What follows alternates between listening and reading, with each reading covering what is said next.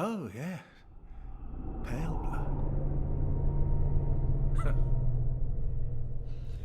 Well, you've come to the right place. Yharnam is the home of blood ministration.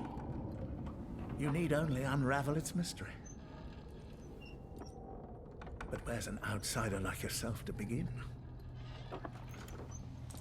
Easy, with a bit of Yharnam blood of your own.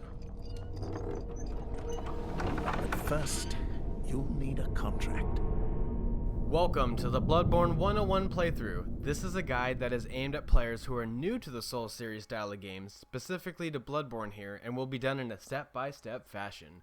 My name is Johnny, aka Ninnies, and I will be your guide through this dark, long night. But before we dive into the origins, which are essentially the classes of Bloodborne, I want to touch on the stats that you will be upgrading throughout your playthrough. These stats are Vitality, Endurance, Strength, Skill, Blood Tinge, and Arcane. Vitality is your health stat. Each point in Vitality will increase your health and physical defense up to a soft cap at 50 points.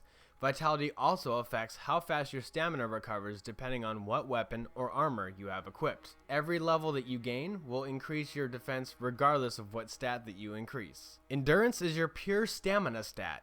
Each point in Endurance will increase your total amount of stamina as well as increase your slow and rapid poison resistance up to a soft cap of 40. Strength and Skill are two primary weapon stats that affects your ability to wield and deal damage with your main hand weapon. Each point into these will increase the damage of a weapon in tandem with that of its weapon scaling. They both have a soft cap at 50 points. Blood Tinge is a secondary weapon stat that affects your offhand weapon primarily, but can affect some main hand weapons as well. Each point into Blood Tinge will increase your blood attack, which is primarily done with your pistol or blunderbuss. Like Strength and Skill, it has a soft cap at 50.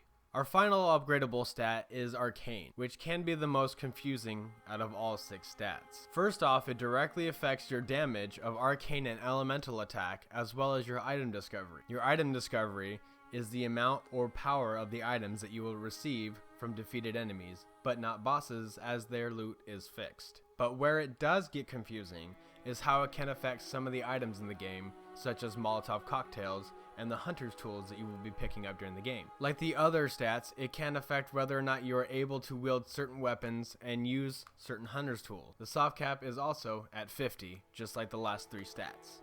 Now with the 6 stats explained, we can get to the hunter origins and the beginning stat comparison for your first hunter. While there are 9 origins to choose from, there are 3 that I would recommend for your first run, and which I used for the Bloodborne 101 recordings. The first origin is Milquetoast. Overall, it is an average stat distribution as stated in its description, but while average seems unappealing, it's one of the 2 arguably best starting origins. The reason being that for those not sure on what weapons or how they want to play the game, I offer Milquetoast for them to start with because it offers balanced survivability and damage that can carry them through until they can actually level up. The second origin would be Lone Survivor.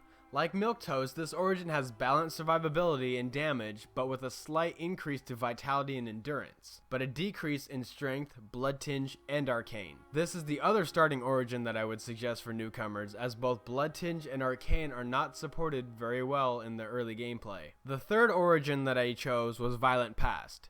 This origin starts you off with more vitality and strength than our balanced Milquetoast at the cost of less skill and blood tinge. This can give you a bonus to your damage output early on before you have a chance to level up.